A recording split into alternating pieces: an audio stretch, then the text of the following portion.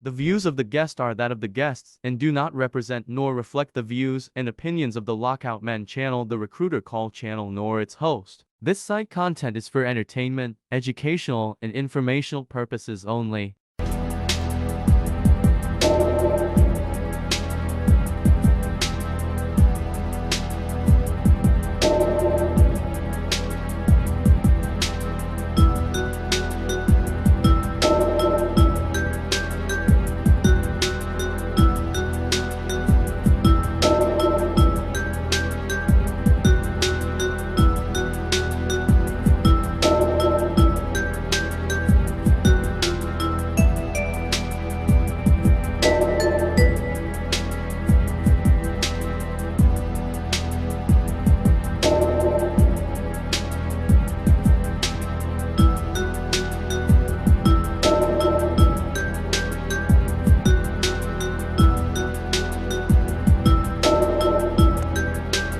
So first, before we get into this, I want to give a shout out to my guy, Trucker D. He's a Florida native. So he was the one that was actually had a hand in getting me the video that's all over TikTok, all over social media, all over X, all over everywhere. And it's trending right now, it's viral. I did not particularly want to talk about it, but I told my guy, if he was able to find a video that didn't cover up these two drivers' faces, then I would do it. I would do it because all the videos I was getting or that I was finding was their faces was all covered up, and it wasn't nothing I can do with it. It wasn't nothing I can do with it. And to be honest with you, I don't even understand why their faces was covered up in the first place. Like, why? They caused the accident. Two drivers, two foreign drivers, two drivers that even after the accident and the aftermath after it still showed no type of remorse. None. Like when the accident happened, when y'all saw the van that slammed right into the trailer that ended the lives of 3 people, the driver just looked over like this is just something that happens every day. And it doesn't. You don't make a U-turn in the turnpike at the emergency only turn on the turnpike. You don't do that, especially in a semi-truck, in a whole tractor trailer truck. You don't do that. I was flabbergasted because when I first seen the video, not the end cap video, but I saw the video where somebody was coming up on it. It looks like it was another truck driver. And it showed that a semi-trailer was making a U-turn on the turnpike. Now, usually we seen stuff like that, like crazy stuff. Like recently, I just recently saw a tractor trailer do a U-turn on 80 because traffic is real heavy, 80 East and 80 West in PA. And I saw a whole tractor trailer do a U-turn. Now, I don't understand why these drivers would do a U-turn. Maybe they missed the exit where they were supposed to get off at. I know that turnpike, by the way. I used to drive for my previous company, and I used to take that turnpike all the time. There was a Love's that was probably the first exit that they possibly missed, and there was a Pilot at the next exit. So why not just go to the next exit? They could have just did that. They thought it was a good idea to do a U-turn on the Florida Turnpike. Let's talk about it. You want answers? I think I'm entitled. You want answers? I want the truth! You can't handle the truth! So our tragic story begins in Florida on the Turnpike, where a semi-truck driver and his co-driver or partner was heading northbound on the turnpike, while at the same time the minivan was heading in the same direction. Instead of going to the next exit, get off the turnpike, turn around, and get back on the turnpike to go southbound, this bonehead truck driver decided it was a good idea to make an illegal U-turn. Not only that he decided to make an illegal U-turn, but he crossed over all the way from the right lane and cut across into the left lane to cut across to make the U-turn, where a minivan out of nowhere smashed right into the trailer and ended the lives of 3 people. Inside the minivan was a 37-year-old, a 54-year-old, and a 30-year-old. All of them lost their lives due to the careless decision-making of this quote-unquote professional truck driver. We're supposed to be professionals out here. This situation right here, what that driver done was not professional. Was not professional at all. Professional was not part of his forte. Probably one of those drivers that got their CDL out of a Cracker Jack box. Look, I'm no judge, no judgment. Listen, I'm gonna be straight, right? This truck driver gave no fucks, no dams, no oh my God moments, no shock, no look of guilt. Even when it happened, he just looked over his shoulder and was like, hey Bob, I think a minivan just crashed it into us. Just a blank stare while 3 people lost their lives because of his choice. Even afterwards, he still didn't give no remorse. He's still standing there like, I don't know, like I didn't do that type deal. But see, here's the thing. When you hold a CDL drivers, you're not just another driver here on the road. You are considered a professional driver.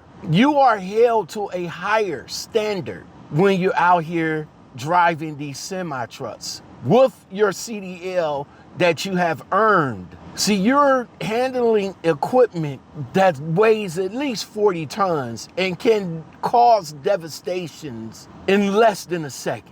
That's the responsibility that comes with the license. And when you ignore that responsibility, drivers, the consequences are life-threatening. See, when you're in a fatal crash like this, the investigation is going to go deep into you. They're going to pull your logs. They're going to look at your phone records. They're going to look at your dash cam. They're going to take a drug test. They're going to do it all. They're going to peel every layer of this driver. And for this driver, the outcome is going to be devastating. Like, dude is going to jail for life. Hold on. I guess I was kind of curious to know why the driver, not so much as the passenger, but I was just wondering why he wasn't arrested at the time of the accident. Usually a devastating accident like that, it involves an arrest. It don't involve, oh, okay,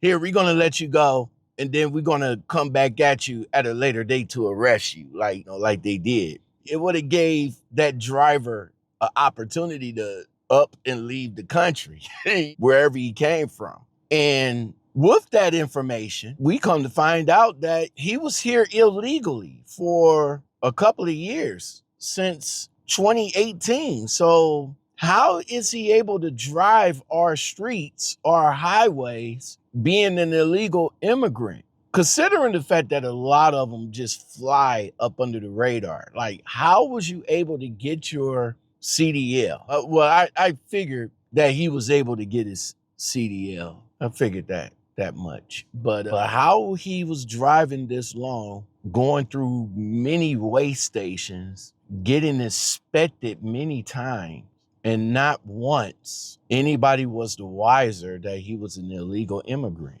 So Hijinger, if I'm pronouncing that right, if I'm not, it doesn't matter. They finally took him into custody. They charged him with vehicular reckless homicide, which, yeah, it sounds about right. Homicide. His demeanor at the time of the accident was wild to me. Like, he didn't show no reaction at all, even while standing outside looking at the devastation. Like, usually when somebody get in a crash like that, their whole emotion is being poured out. And this man, stern face, like, this happens all the time. Wow. How do you live with yourself? How do you sleep at night knowing that you took the lives of 3 human beings? Jeez. And the company, you might as well say the company is bankrupt. See, he just didn't cause an accident. He changed the lives of these 3 people's families forever. See, drivers like this is dangerous on the road, but they're out here every single day.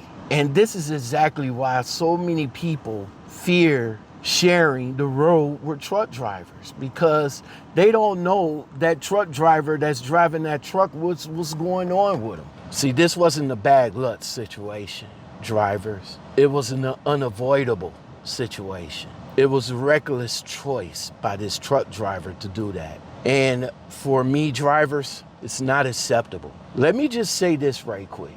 This accident happened in Florida.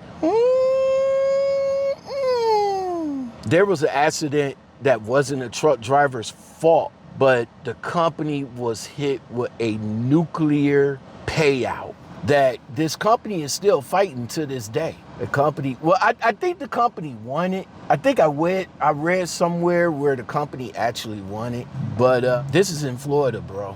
I'm about to tell you right now, Florida is not gonna let you get away with it, bro. You and your company is toast. See, this one is a hard one to process. Now, I know a lot of drivers, such as myself, we all been in situations where we've been in accidents, some worse than others. But this one right here was unavoidable. It was just caused by the neglectful nature of this driver, and his attitude, his demeanor, and his reaction to it was just weird to me, that he did not have no type of reaction to this accident that he caused. See, those was real people. They had real families, real futures that's lost now. And for what? All because you missed an exit? You could have just went down to the next exit, even though it was 40, maybe 50 miles down the way. All because you wanted to make a U-turn to go back because you missed an exit. As truckers, drivers, we got to do better. We got to be better. We got to be the professionals that we signed up for. We signed up for this. Nobody didn't force this on us. Nobody didn't say, hey, let's put the gun to this man's head and force him to get his CDL. No, we paid lots of money and spent lots of time learning how to drive a truck and learning how to be a professional driver. We accepted this. If you guys is not going to take the responsibility of being a truck driver seriously, then I hate to say, you really don't belong behind the wheel of a truck. My prayers goes out to this family. I'm not sure what's going to actually happen to the truck driver, but severe consequences are going to be obtained against this truck driver.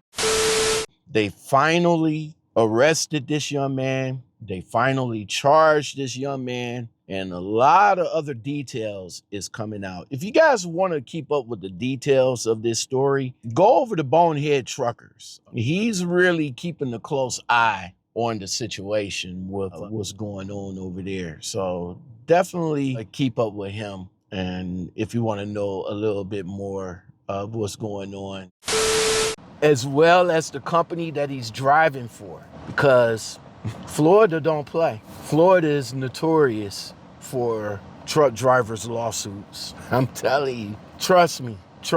Florida is notorious when it comes to truck driver lawsuits. Take this as a cautionary tale, new drivers. See, this is a story of what not to do and the consequences that will happen when you do it. Until next time, drivers.